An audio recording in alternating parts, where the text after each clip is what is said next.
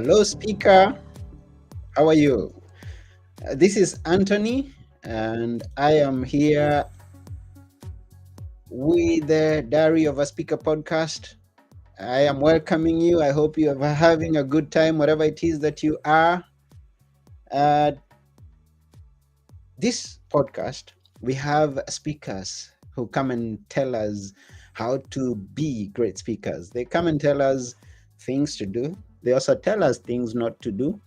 And we are having a great time through the sessions that we've had already. And I have this feeling that this one is going to be even more great.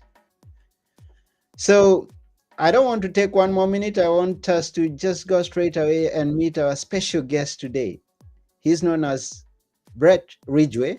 He's been in the speaking industry for more than 2 decades. Well, that's quite some time.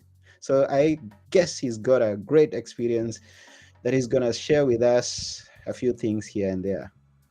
So why don't you join me as we go and meet our guest? Here he is. Hi, Bret. Hello, Anthony. How are you today? I'm good. How about you? Doing very well. Happy to be here with you.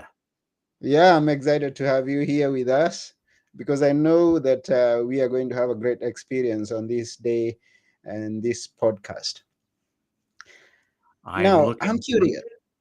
Yes, I'm curious. Where in the world are you right now? I am in Terre Haute, Indiana. So if you're familiar with the United States, it's in the Midwest. So, Okay.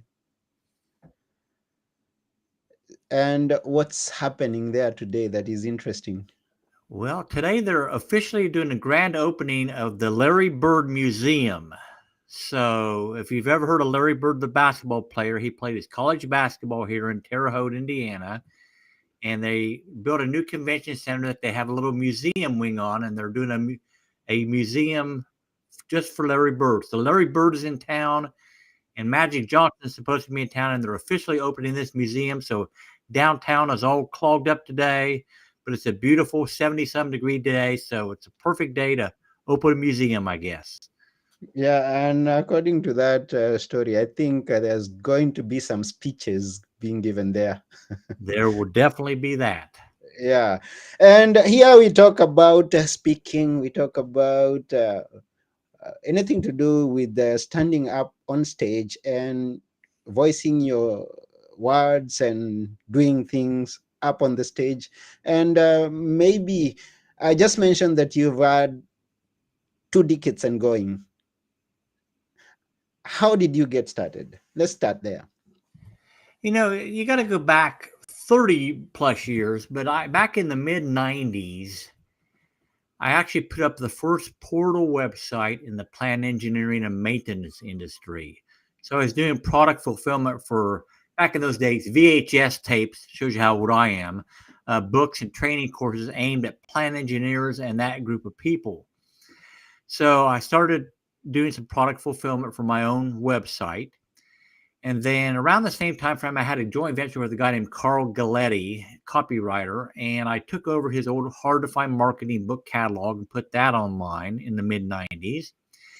And then Carl decided he was going to do his first internet marketing super conference back in 1999 in Las Vegas. Hmm. And because of the relationship that we had through our joint venture, he called me up and asked me if I would handle the back sales table for him. So if you're familiar with multi-speaker events, the speaker typically makes an offer at the end of the presentation of some type of continuing education or product or whatever. And so I said, well, I've not been to Las Vegas before. I don't even know what backroom sales is, but it sounds good to me. So let's do it. And so that kind of led to a side business where I would provide the crew and, more importantly, the merchant account that could handle a lot of money in a short period of time. And we would then provide that service and then take a cut of the promoter's share for handling the back sales table. So we pay the speakers, we pay the promoter, and we do all that. Well, that got me exposed to a lot of speakers, and probably over the next 15 years, I saw a couple thousand different speakers in person. And when some of them found out I was doing product fulfillment for my own websites, they said, "Hey, Brett, will you do some product fulfillment for me?" And I'd been thinking about it for a while because it was a natural outgrowth of all the people I hadn't gotten to know in the industry. And so, with another guy, we founded a company called Speaker Fulfillment Services in 2003. Mm-hmm. So, we started taking on product fulfillment for a lot of big name speakers, authors, and information marketers. So, we duplicate their CDs and DVDs. Back in those days, it was discs, print their manuals up, package all their stuff together, then warehouse and ship it out to their end customers for them. And so I was getting to know more and more speakers, and I saw what they did well, what they didn't do well. And honestly, Anthony, I was happy being the back of the room guy for the longest period of time because I'm a bit of a natural introvert, and I had no desire to get up in front of the stage. It was kind of my shtick to be the back of the room guy. Mm-hmm. But about 10, 12 years ago or so, I decided, Brett, you really need to get over that and build the confidence up yourself and share some of what you've learned along the way to these people at these events. So about 10 years ago, I did start doing some speaking and do a lot of podcasts now. And I actually host my own podcast. And so it's been a fascinating journey for me. And I would never have envisioned I'd be sitting here today talking to a person like you, that many years ago, because I wasn't going to be the guy in the front of the room. I'm going to hide out in the Mm-hmm. back and do my thing there or whatever. But, truly, if you can develop the confidence to get up in front of others and share your message, number one, you'll feel a lot better about yourself, but you'll add a lot more value to other people's lives. And that's what it's really all about. As you say that you couldn't imagine yourself speaking to someone like we are doing right now, or maybe standing in front of a room and speaking to a crowd of people. They say that public speaking is the greatest fear of all. How was your experience on that starting? As you were starting, did you have You know, some experiences? yeah, certainly there's, nervousness involved with that, but it's one of those things like anything in life, Anthony. The more you do it, the more comfortable you get with it. Obviously, it's critical that you know your subject inside and out. I Mm-hmm. mean, you got to be able to talk about it without having to, look at a PowerPoint continually or whatever. You just need to know it that well. And then it's just about sharing your stories and the lessons that will help people out. So, I mean, I won't say that there's not a little bit of nervousness before some speaking engagements still, but most of my speaking these days is honestly done on summits and podcasts and all that. Because when COVID hit, events went away, so I wasn't doing any live stage speaking. Mm-hmm. But if I had to go do a live stage speech now, I'd probably be a little bit nervous still, but that's okay. Nothing wrong with having a little bit of nerves. It ain't gonna kill you. Yeah, and how do you get that over that? I mean, how do you just keep on moving or get fast on stage and start speaking? You have to just get comfortable with being uncomfortable, Mm-hmm. and over time that's going to dissipate and be less and less and less. I mean, I had no nerves about getting on here and talking about you today because this is a subject I know well. You're a nice guy. It's nice to have a conversation with you. And so, there was no fear or whatever, but it just takes time. It takes practice, and you've got to be willing to step outside of that comfort zone of yours to Mm-hmm. get more comfortable with it. And some of the big names that you've worked with, because in those years that you were there at the back of the room, you've worked with. I mean, if you're in the internet or information marketing spaces, you would know the names well. I mean, if it's a regular person out on the street just getting into speaking, probably not names they've heard of or whatever. But I mean, Carl Gladdy was the first guy we started doing conferences for, but we did conferences for the World Internet Summit, which is a big event that was held for many years. Armand Morin has an event called the Big Seminar they did about for 10 or 12 years, and we always handled the back of the room for those events. Fred Gleek, we've done events for. Michael Penland, we've done events for. I mean, they're all guys in the internet and information marketing spaces. So it's a very limited niche. And, not somebody, the average guy on the street kind of probably ever heard of any of these guys. But if Mm. you're in those spaces, you would have, you know who those guys are.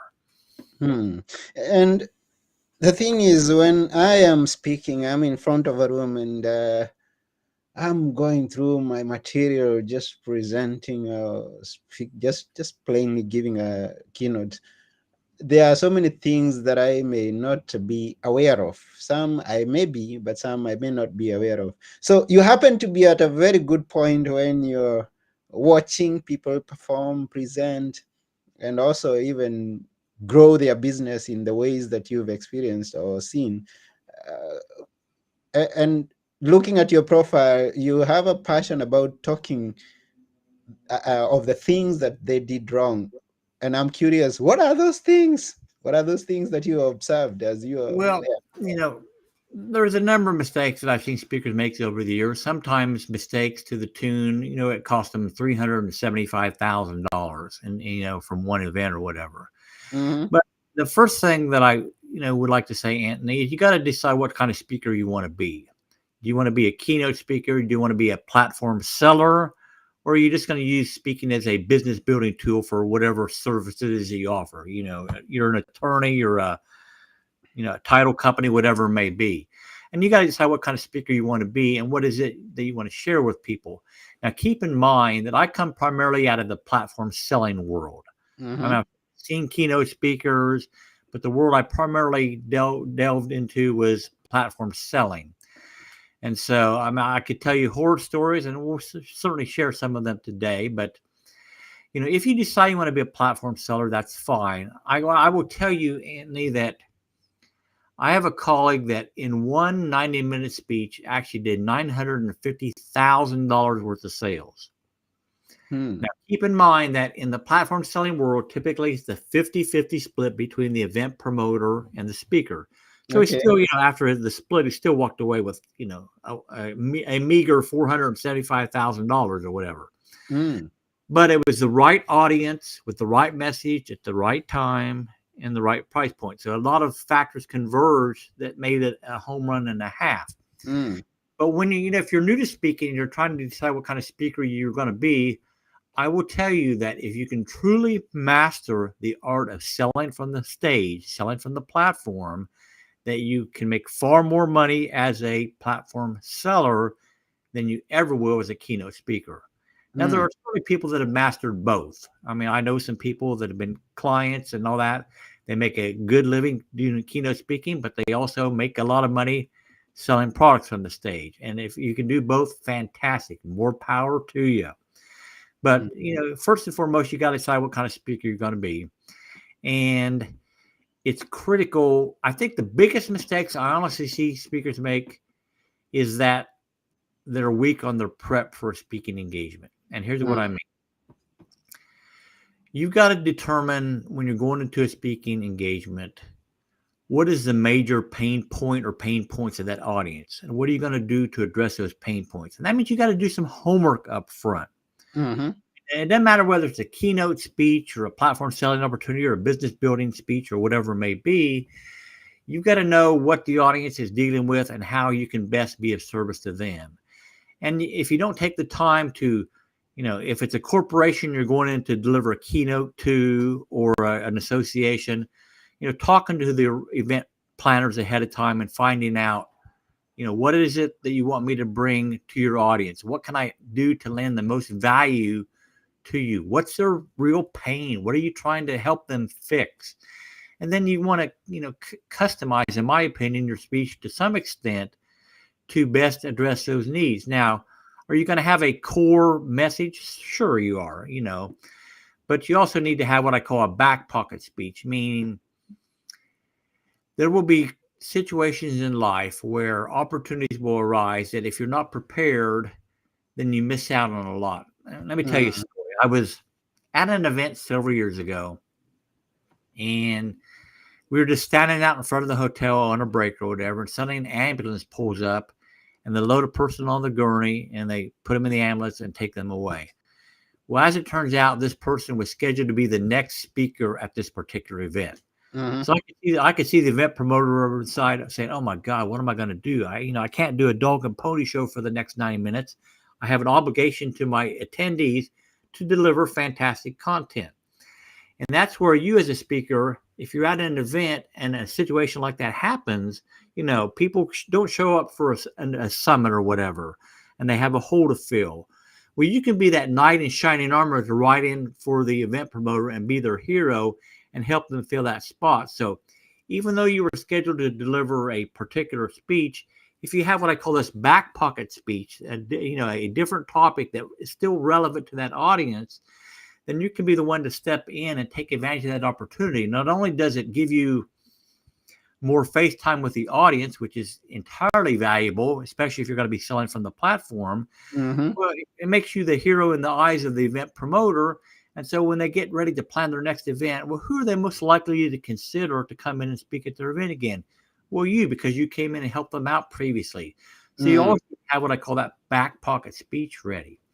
So, Mm-hmm. event prep is one of the things that I think speakers are very weak on.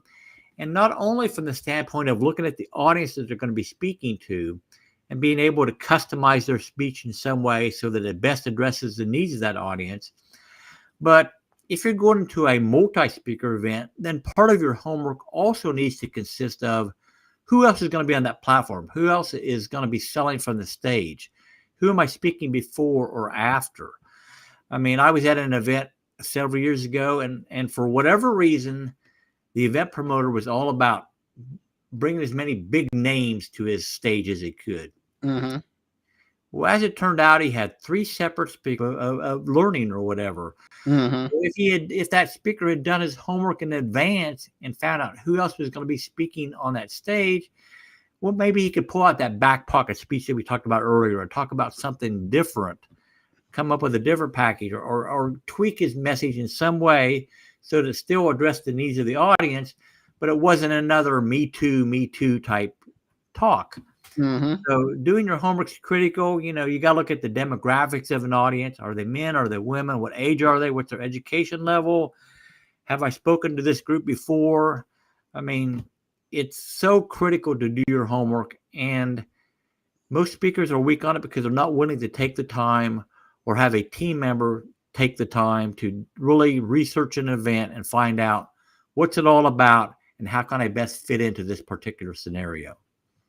Any horror stories you have about that experience? I mean, people are invited to an event as a speaker, and you just go and you're there. Now, apart from that one that you had, Well, one. one of the things I truly loathe in the speaking world is what I call the hit and run speaker. So, Okay. I mean, your speaking engagement starts the minute you hit the door of that hotel or conference center, not when you're on the stage, because people are watching you. They probably know who you are. And if you're rude to a desk clerk or whatever, it's going to paint a bad picture in people's mind, and they're not going to be as receptive to your message. So your speaking engagement starts the minute you hit the door of that facility.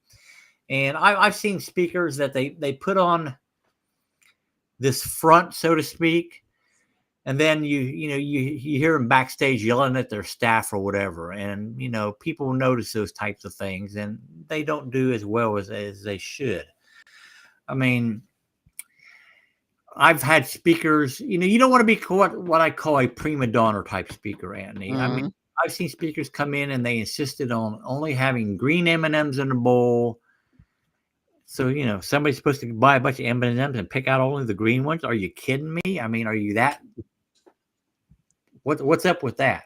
Mm-hmm. Speakers that had to have a certain type of bottled water, that chilled to exactly X degrees or whatever. Yeah. Speakers that rolled in with their entire entourage, expected them to be comped into the event and given prime seating up front because they're their entourage. Mm. I mean, yeah, you should bring an assistant or two if you can afford it to help you at an event, but that's just ridiculous in my opinion. And believe me, even though if you're a platform selling speaker, even if you sell well, you're probably gonna not be invited back to a lot of events because the event promoters just don't want to deal with you. You're a pain in the ass. It's just Mm-hmm. not worth it to them. They can get somebody else that's more fun to work with. So, don't be a prima donna. I've seen it, and these people that are so full of themselves that they think, whatever. I don't even want to say it. Yeah, I've heard someone say that most event organizers, event planners, would work with someone who they know, like, and trust. It's not just because you're knowledgeable on your subject, then we invite you. They've got to like you, they're going to trust you. Your success as a speaker is largely going to be determined by relationships. The people that Mm-hmm. you know that have met you, as you say, know, like, and trust you. And relationships truly need to be nurtured. But I say relationships are your greatest business asset. And so you've got to do networking to establish relationships. You've got to be at events, even if you're not speaking at them, to build relationships. And there's something more, something stronger about a relationship that's made in person versus via Zoom or whatever it may be. But relationships are critical, and you've got to really nurture those relationships properly. Mm-hmm. You've got to come into any relationship with the mindset of what can I do for them first and foremost. And then it will come back to you tenfold over time. But if you go into a relationship, all right, what can they do for me? And then immediately it's like, well, they can't do anything for me right now. And you toss them aside. They're going to see through that, and you're not going to get the results long term that you want. Mm-hmm. Relationships are critical. I always say you need to make sure that you nurture those relationships and don't be afraid to go offline with those relationships. In other words, I typically, when I have a guest on my podcast or whatever, I'm immediately going to send them a handwritten thank you note that they're going to get in the mail. And you don't believe how much people appreciate that. Yeah. So few people take the time to do that. It's noticed, and it definitely will stand you out from the crowd. So, don't just try to rely on digital communications. Go offline every once in a while to build even Mm-hmm. stronger relationships. Yeah, relationships. That's what a business is built on. I agree with you. Uh, Being in the fulfillment industry now, you came from VHS, cassette tapes, and things like that. Uh, what other things would add to some? I mean, some things that people could market on stage, sell from the stage. Well, you've got to think about, typically when you're going into an event where there's multiple speakers, you need to find out what price point has worked with this particular event promoter on its best in the past. Now, some people say if they zig, you zag, and so if they go lower price point, you go higher, and if you go higher, they go lower, whatever. And there certainly has been a change over the years in terms of this sweet spot on pricing at large events. Mm-hmm. Now, keeping in mind what we talked about earlier, typically it's a 50-50 split between the event promoter and the speaker. Yeah. So the event promoter is going to want you to sell a higher ticket item so that puts more money in their pocket. Mm-hmm. And years ago, the sweet spot on pricing, and I'm going back 10, 12 years or more. I mean, it was $2,000 roughly. That was the sweet spot on pricing. So you get 1,000, the event promoter would get 1,000. Then 2008, 2009 hit, and the price points dropped down to $500 to $1,000 because people weren't being as responsive at the 2,000 mark. Mm-hmm. That being said, I've seen people sell $5,000 and $10,000 packages very effectively because they were master salespeople from the stage. But typically, the price point is settling back around the 2,000 to 2,500 at these types of events, and it's very important for you, if you want to be a platform seller, to decide what it is that you're going to sell it, because there are pluses and minuses to any deliverable. If you're Mm-hmm. selling one-on-one coaching, well, you're selling your time. Well, that better be a pretty high ticket price if you're selling your time.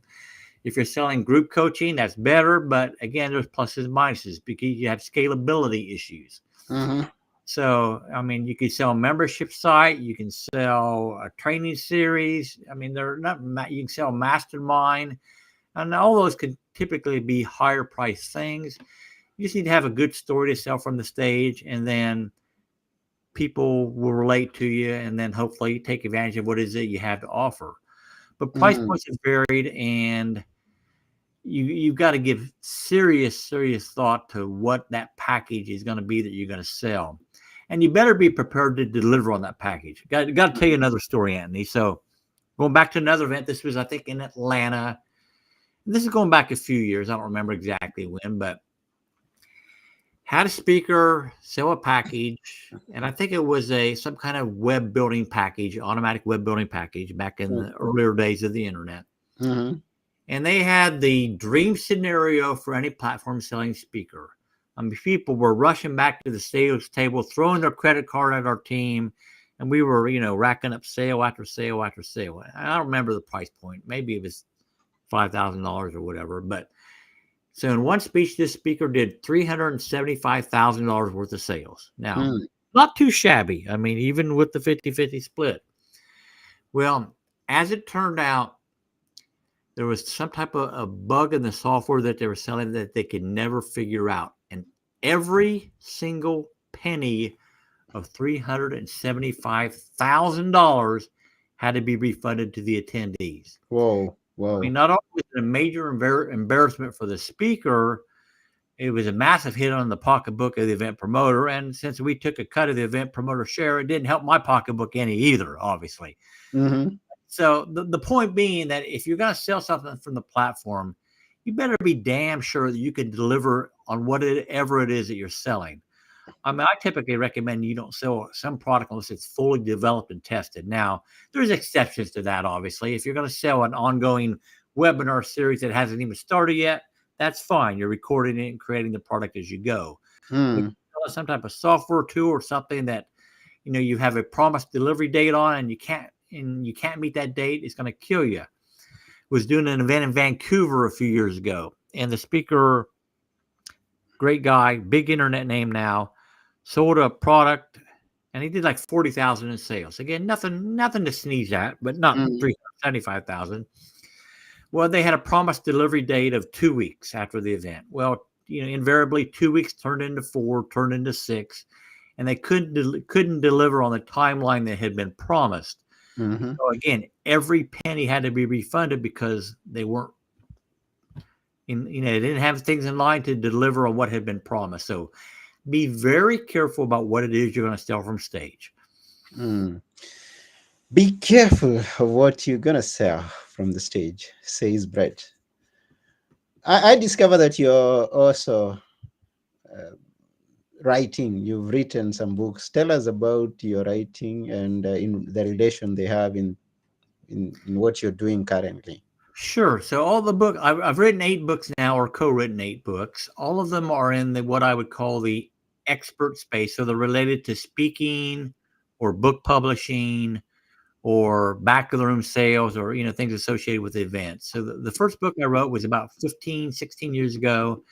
And it was just a tips book on how to increase your back of the room sales, little things that can, create an environment that doesn't lend itself well to selling as much as could be sold at an event. And then the next book, I can't even remember the order they came in now. I wrote a couple books, one book called Mistakes Authors Make. So that was co-written with a couple guys. Now, I actually wrote the book. For marketing purposes, they were co-writers, but I wrote the book. And that was an interesting book because we decided we were going to try to drive that book to an Amazon #1 bestseller at a live event. The event was Author 101 University, and the event promoter was one of the co-writers on the book. And it was one of these things, all right, we're either going to have major egg on our face or we're going to succeed. So my business partner and I did a presentation at the event, and then we invited people to go online and purchase the book. So obviously the event attendees did that right then. But I also, and we talked about this earlier, relationships. Yes. I reached out to colleagues in the industry that, were more than happy to help with that particular book launch. And so they sent out to their list, go get this book essentially. And fortunately, we succeeded. We did not have egg on our face. We got an Amazon #1 bestseller, although it was a little harrowing for a while. I was a little nervous, but we made it and did an Amazon bestseller campaign at a live event. I've written a couple books on speaking. The first one was called ABCs of Speaking. And then the latest one I wrote is called How to Build a Profitable Speaking Business. And again, it's a lot of the stuff we're talking about, but tips for success, mistakes to avoid, etc. if you want to truly launch a speaking career the right way. So again, all the books are in that expert space, and I primarily, honestly, have used them as marketing tools more than anything else. I mean, I'm not getting rich off book sales. I mean, if you're in the book publishing industry or whatsoever, the days of, the chances of you becoming a New York Times bestseller are about, Yeah. about like that. Mm-hmm. So a book is a marketing tool for you, and if you're a speaker, you definitely need to have a book or books. Mm. You got to determine what the purpose of that book is. What's that book going to drive them to? Your website for an offer of some ticket, higher ticket item. Yeah.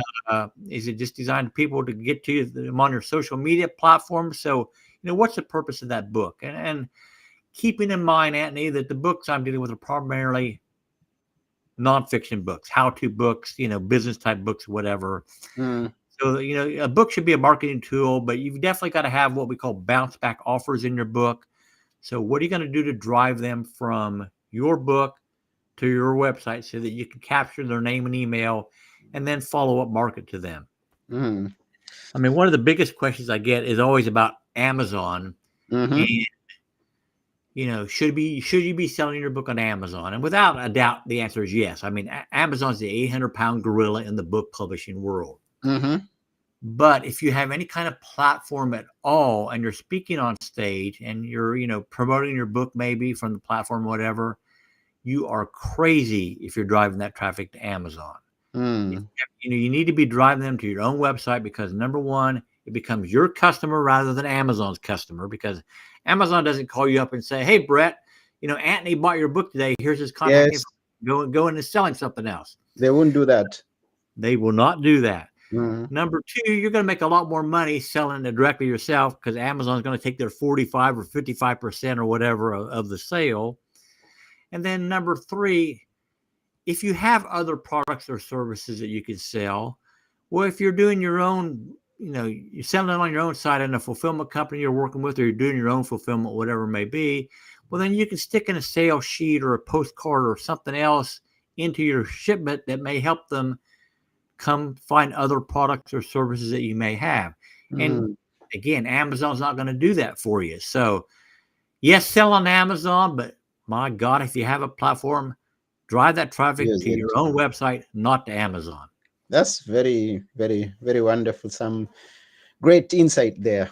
And I appreciate that. I know the person who's also listening has got some ideas from that.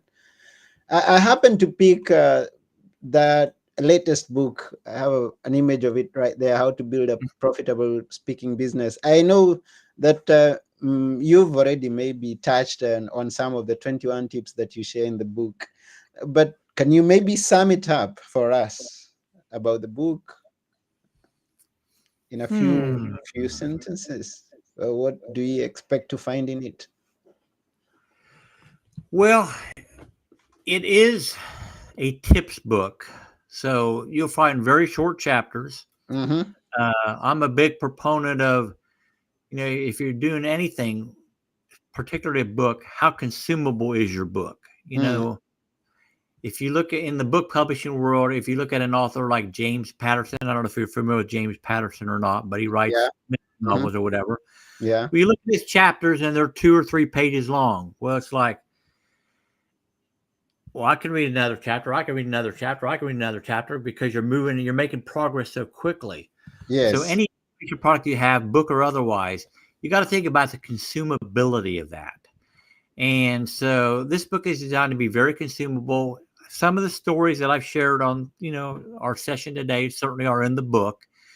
And I will confess, I'm a big believer in repurposing. So there are several things I pulled from the original book, ABCs of Speaking, that are also in the, Mm-hmm. the How to Build a Proper Speaking Business book. Okay. I mean, it's war stories, it's lessons, it's mistakes you want to avoid, and it's trying to get people to think about things that maybe they don't think about. I mean, how many people have you ever heard talk about the consumability of a book? I mean, if I go into a bookstore, I like to go into look at the marketing book, for example. And if I pick up a book and it's 25 pages long in the first chapter, it's like, oh my God, too much work to get through that. I Yeah. am not going to start this book. So make your books consumable. If you're doing an online course or whatever, break it into chunks, videos that are limited length so that they can make progress. People want to feel like they're making progress on anything in life.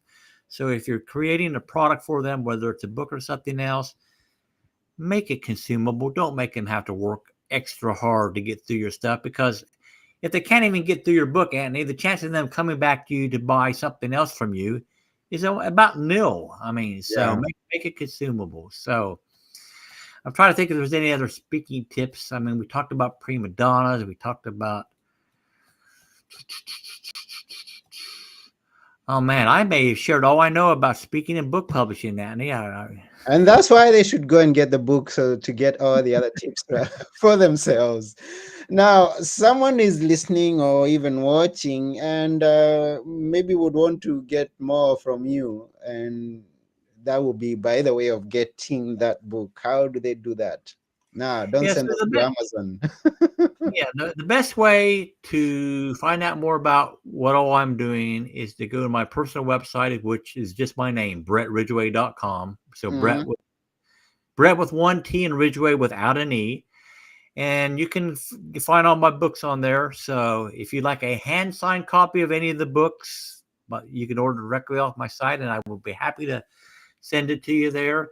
And then I also have a podcast called Spotlight on Speaking. So I'm in the same niche as you there, Anthony, where I interview public speakers about their speaking journey, tips for success, mistakes to avoid, and then let them talk about their sweet spot a little bit in terms of their primary area of expertise. So Mhm. if you're interested in learning more about my speaker, definitely make sure you're subscribed to Anthony's podcast. But I also invite you to check out Spotlight on Speaking. Yeah, my podcast is available on diaryofaSpeaker.com. You can go and uh, subscribe from there. But remember to please head over to www.bretridgway.com and get more insights on building a profitable speaking business. Get ideas, get also some stories, and also know what you should not do, the mistakes that you should avoid. You know, life's a series of lessons, and the less pain you can inflict on yourself while going through those lessons, the better off you'll be. That's a good one. That's a good one. Now, we are almost coming to the end of this episode. And what's in the future for you? You know, I recently did a series on podcasting, honestly, with a collaborator. And the next book I think I'm going to write is it will be about being how to be the best podcast guest that you can possibly be. So, there's a number of mistakes that people make on podcasting too, and I'm certainly not infallible. I make them myself, but probably going to write a book related to podcasting, and then I do a couple of LinkedIn newsletters, honestly, and one of them is about speaking called Spotlight on Speaking. It's a LinkedIn newsletter, and then I also launched a new newsletter actually today called Spotlight on Authors News, and that collaboration with the gal Judy M. Baker. And issue number 1 dropped today on LinkedIn. So if you're interested in book publishing, I'd invite you to check that out. Wow, that's beautiful. And that one on being a good podcast guest, we're gonna buy it because you've been a good podcast guest. Well, So thank you. we believe that you actually know what you're speaking about. So we're gonna get it and get some insights on being. As I am planning to come on your podcast one day, then I'm gonna be a good one. All right. Awesome. I'd love to have you as a guest on my podcast. Yeah. So that's about it today. Thank you very much, Bret. It's been wonderful having you here. We really appreciate your presence. We wish the best for you. Well, I thank you for having me on as your guest, and look forward to chatting sometime in the future. Yes, and we also thank all our guests, all our viewers, rather, or listeners. Thank you for being here, and head over to the websites and subscribe. Thank you, and bye for now. Here. Yeah.